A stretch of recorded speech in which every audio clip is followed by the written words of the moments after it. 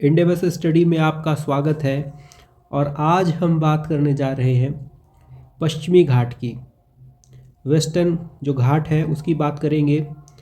इससे पहले हम जो है प्लेटूज़ यानी कि पठार की जो सीरीज़ है उसे कंप्लीट कर चुके हैं। आप पठार मैदान को जाके हमारे प्लेलिस्ट से या चैनल पे देख सकते हैं। तो आज हम जो है वेस्टर्न घाट्स के बारे में चर्चा करने जा रहे हैं, तो बने रहिए और चैनल को सब्सक्राइब करिए। परिचय देखते हैं। तो इसमें हम क्या क्या देखने वाले, पश्चिमी घाट में हम परिचय देखेंगे, इसके बाद इसकी ऊंचाई देखेंगे, स्थिति और विस्तार के बारे में बात करेंगे, प्रमुख दर्रों को जानेंगे, पश्चिमी घाट के दर्रे क्या हैं, पर्वत श्रेणियों के बारे में चर्चा करेंगे, यानी पूरी संपूर्णता को इसमें ध्यान दिया गया है। विशेषताओं की बात करेंगे, किसकी विशेषता, खासियत क्या है, महत्व क्या है हमारे इंडिया के लिहाज से या भूगोल के दृष्टि से। तो और इसके बारे में निष्कर्ष देखते हुए हम यह वीडियो को कंप्लीट करेंगे। तो चलिए शुरू करते हैं और चैनल में बने रहिए, आपको निश्चित ही मज़ा आएगा यह सब जान के। तो पश्चिमी घाट जो है, पश्चिमी घाट का विस्तार अरब सागर के समानांतर लगभग 1600 किलोमीटर तक है। पश्चिमी घाट का जो विस्तार है अरब सागर के समानांतर लगभग 1600 किलोमीटर है। इसका विस्तार जो है वो गुजरात से लेकर तमिलनाडु तक फैला हुआ है। तो प्रायः गुजरात से देखा जा सकता है और जाके तमिलनाडु तक इसका विस्तार देखा जा सकता है। तो यह भारत के दक्षिणी प्रायद्वीप के पश्चिमी किनारों पर स्थित है। प्रायद्वीपी पठार जो है उसका पश्चिमी किनारे पर स्थित है। आइए इसको थोड़ी समझते हैं। तो देखिए, ये लगभग यहाँ से गुजरात दिख रहा है आपको, यहाँ से लगभग स्टार्ट होता हुआ पश्चिमी घाट, ये केरला पूरा और तमिलनाडु का ये कॉर्नर, इस तरह से ये जो है पश्चिम की तरफ, वेस्टर्न की तरफ, वेस्ट की तरफ है। और ये पूरा जो आपको सेक्शन दिख रहा है ये पश्चिमी घाट है, ठीक है। तो पश्चिम की तरफ जो पहाड़ियाँ हैं, जो पर्वतें हैं, ऊंची चोटियाँ हैं, उसे हम पश्चिम घाट कह सकते हैं। तो ये हो गया मैप के थ्रू। तो इस प्रकार से यह विस्तार गुजरात से लेकर तमिलनाडु तक फैला है। भारत के दक्षिणी प्रायद्वीपी से पश्चिमी किनारे पर स्थित है। प्रायद्वीप में जो है पश्चिम किनारे पर, क्योंकि प्रायद्वीप आप जानते हैं जो तीनों ओर से पानी से घिरा हो, जिस तरह से ये है, तो इसका जो है पश्चिमी क्षेत्र है इसको हम बोलेंगे जो है वो पश्चिमी घाट। तो इस प्रकार से आप समझ सकते हैं। आगे बढ़ते हैं इसकी ऊंचाई। तो इसकी ऊंचाई 1000 से 1300 मीटर तक देखी जा सकती है। और इसके पर्वत शिखर की अगर आप बात करेंगे तो शिखर है जो है वो महाबलेश्वर, शैवाल, हरियूर, अनामलाई पर्वत, ये सब जो है वो इसके शिखर हैं।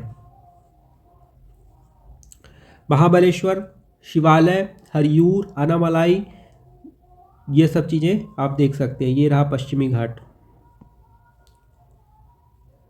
तो इस प्रकार से आप इसे ध्यान रखेंगे। आगे बढ़ते हैं इसकी ऊंचाई। तो ऊंचाई जो है 1000 से 1300 मीटर हो चुका है ये।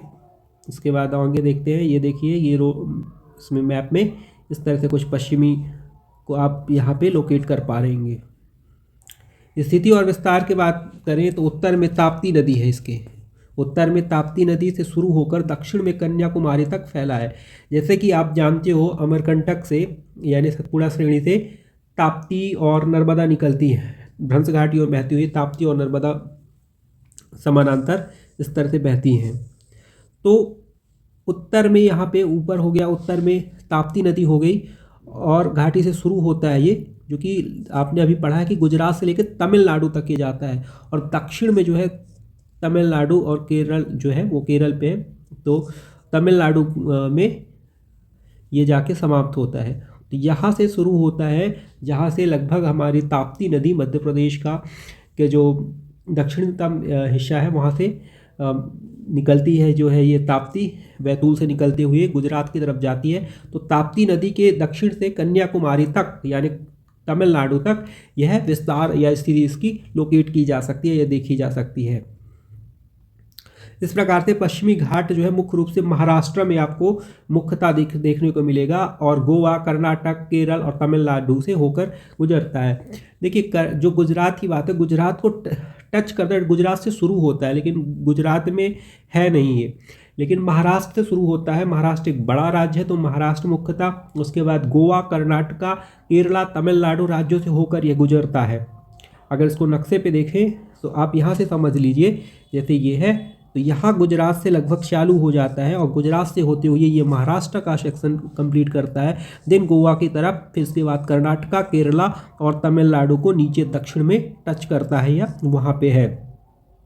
तो इस प्रकार से महाराष्ट्र, गोवा, कर्नाटका, केरला और तमिलनाडु, इन कुछ राज्यों में जो है यह प्रमुख रूप से विस्तार है।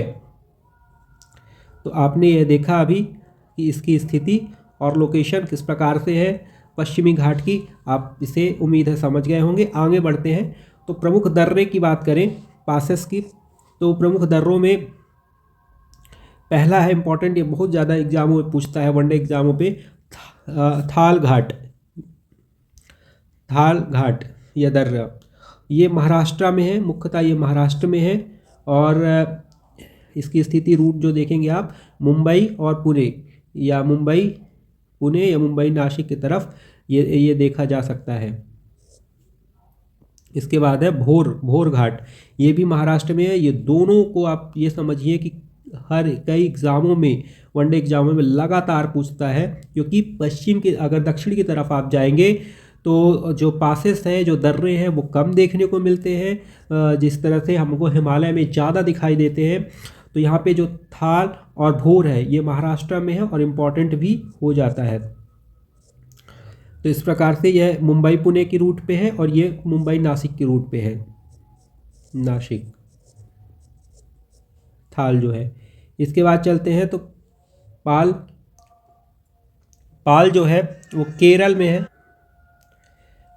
पाल घाट जो है केरल, पलक्कम यानी कि कोयम्बटूर में नीलगिरी और अन्नामलाई के बीच में यह स्थित है। नीलगिरी और अन्नामलाई के बीच में इंपॉर्टेंट हो जाता है। पाल जो है वो केरल राज्य में है, ये आप ध्यान देंगे। इसके बाद है सोनकट्टा घाट, जो कि ये भी केरला राज्य पे है, और तिरुवनंतपुरम और मदुरई जो रूट्स है उस पे ये आपको देखने को मिलेगा, यह लोकेटेड है।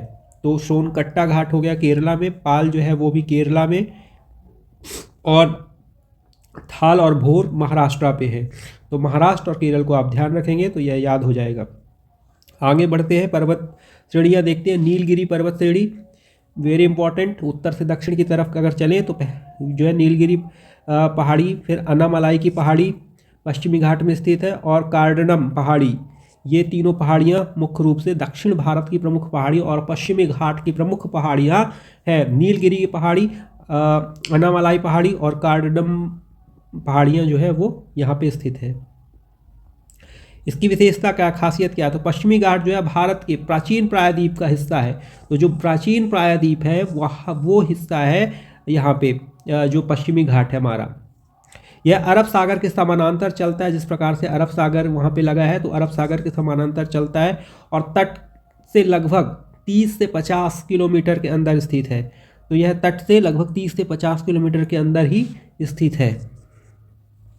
यहाँ अनेक नदियाँ जैसे कि गोदावरी, कृष्णा, कावेरी पूर्व की ओर प्रवाहित होती हैं। कि जैसा कि आप जानते हो, जो भारत की यहाँ प्रायद्वीप की भारत की नदियों का ढाल है वो पश्चिम से होती है पूरब की तरफ है, और ज़्यादातर नदियाँ, वो अधिकतम नदियाँ ये मान लीजिए आपकी पश्चिम से होती है पूरब की तरफ जाती है। वो इसलिए क्योंकि पश्चिमी घाट जो है वो काफ़ी ऊँचा है, और ऊँचाई के कारण यहाँ से निकलने वाली नदियाँ सीधे पूरब की तरफ जाती हैं।